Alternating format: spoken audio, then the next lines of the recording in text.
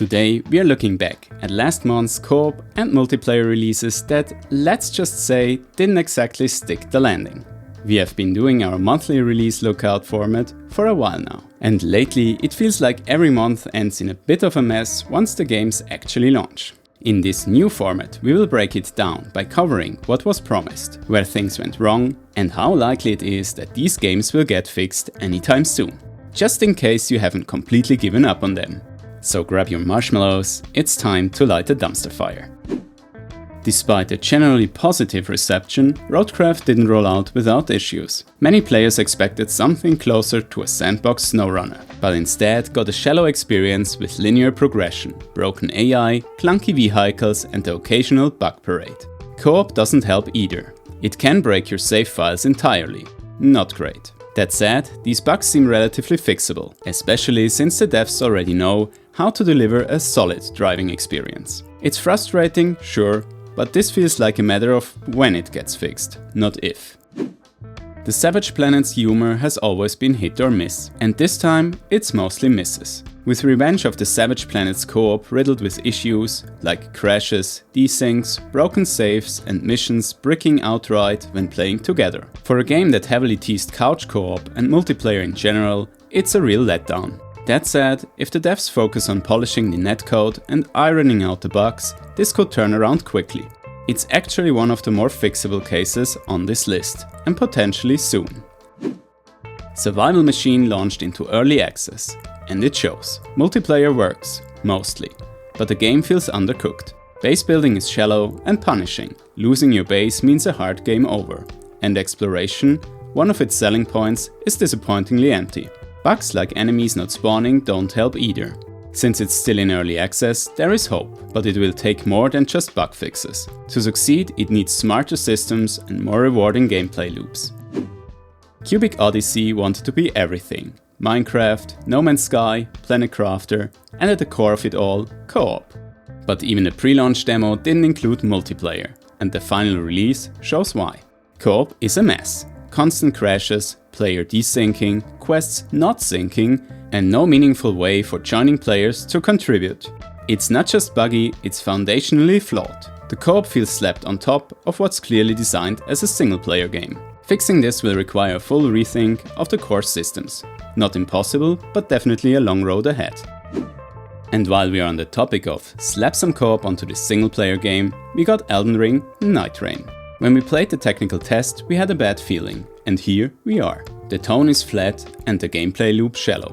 Drop in, kill a boss, repeat. Almost no progression, but the big issue? Co-op. You must play in a group of exactly 3. And although there is matchmaking, there is no communication and no crossplay, making the multiplayer experience with randoms a chaotic mess. Meanwhile, playing solo is brutally difficult, as if they just forgot about the thing called scaling.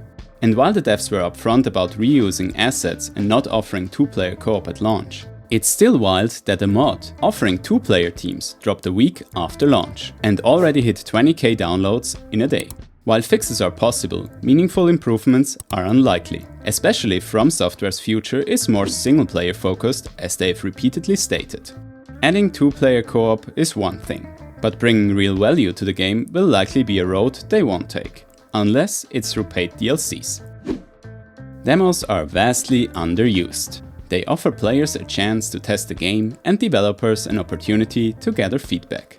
But either the demo is a one-way street with no way to contact the devs, or they take the easy route. And no, I'm not joining yet another Discord server to tell you what's wrong with your game. What's worse, this feedback is often ignored, just like with Railgods of Hystera, where we already raised concerns about the co-op in our preview. The game is unpolished and buggy. Players are getting stuck in the tutorial, quick bars reset every time you die, and the core mechanics are broken. The train system, supposedly the standout feature, is just an interactable loading screen. Co-op is especially neglected. Joining issues, broken share progress, and only the host can see cutscenes or complete key missions. At this point, we have crossed into faulty by design territory. Bugs are just the tip of the iceberg. Fixing this will take a lot more than patches. Ever wanted AI to watch your private multiplayer session and banning you on a whim? Yeah, us neither. But here we are. The devs of Among Us 3D apparently think the internet is so dangerous even private lobbies need AI surveillance. Not creepy at all.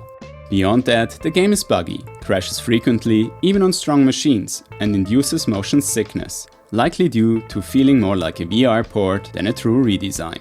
Age mixing is another issue. Players constantly get matched with very young children swearing in voice chat. Great. Where is the AI here? But hey, at least you can buy cosmetics with real money. So, adding age restrictions is one thing, enforcing them sensibly is another. And fixing performance issues on a game that isn't even visually polished just adds another layer to a mess behind a company that slaps AI onto a poor port to cover up its flaws. This imposter was found floating dead in space. While some critics label the game as grindy, with a hollow story and a lifeless world, Fantasy Life I, The Girl Who Steals Time, still holds a positive 87% rating on Steam. So what's really going on here? And how do these ratings add up? At its core, it's the stark divide between the single player and the co-op experience. Since our channel focuses on playing together, this is a major issue we cannot ignore. In the case of Fantasy Life, overselling and under-delivering doesn't even begin to cover it. Trailers promise an exciting multiplayer experience that would add more fun to the game. But the reality is far less thrilling. You can join a friend to fight enemies for a whole 30 minutes, and then you're kicked out. You can't change maps, progress the story, or even leave the area. If you're thinking, well, just refund it on Steam, there's another catch. This so-called multiplayer unlocks only after hours of progression, way too late for a refund. And if you're not playing on Steam, refunds are even harder to come by. If you're playing solo, you might not even notice these flaws. But as multiplayer enthusiasts, we feel betrayed. Paying $60 just to slay a goblin together, at this point we would probably have more fun co-oping our dishes in real life. And now, onto two honorable mentions. Well, maybe more like dishonorable. Let's rewind to the end of April, because someone really insisted I bring this up. You can probably guess who.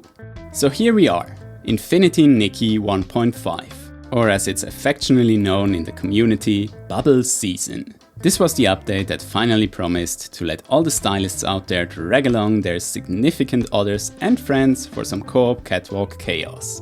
Only to trip over its heels and land face first in a bucket of paint. A paid one at that. PlayStation players couldn't log in for weeks, despite active and expiring battle passes, while PC players were treated to a co-op experience with all the depth of someone standing next to you on the subway, staring at their phone. And while nothing was working, not even features that were previously fine, Infold took a bold marketing stance. First, some heartfelt words of apology. Then, a flashy gacha showcase, and then radio silence. Because when your game's on fire, why not toss some oil on the flame and vanish into the smoke? The latest patch does confirm they're still working on it. Now, PC players can't log in either. Progress, I guess. All of this could have been avoided with better testing, meaningful community feedback loops, and public test servers. Or even just learning from other gacha and MMO titles that managed to stumble less. Technically, the game is fixable. It was in a stable state before, once upon a time. But now the real question is, will it be fixed before the remaining fans move on to the next conscious distraction? Bitcraft Online was initially set to release in May, but got pushed to June. A smart move, right? Give them more time to polish it. Well, yes and no. Delaying a game only makes sense if that extra time is actually enough to improve it. Having played the demo, we've got to say 1 month isn't going to cut it. The controls are clunky and everything has to be controlled with the mouse, including your character. Trust us, it doesn't feel great. It's supposed to be an MMO, but outside of the chat box there's really nothing to do with other players. No group formations, no interactions. Finding each other is pure luck. Inside the hubs, everything is cramped, and outside them, the world feels eerily empty. Gameplay is slow, repetitive, and lacks any real direction once you're through the short tutorial. As for the technical side, well, where do we even start? The controls are rough, hitboxes are off, camera movement is janky, and interactions are imprecise. There are memory leaks and crashes, even on high-end PCs like ours. Walking around is a stutterfest, and the netcode a disaster. High latency and constant data requests make it feel like the game is barely holding it together.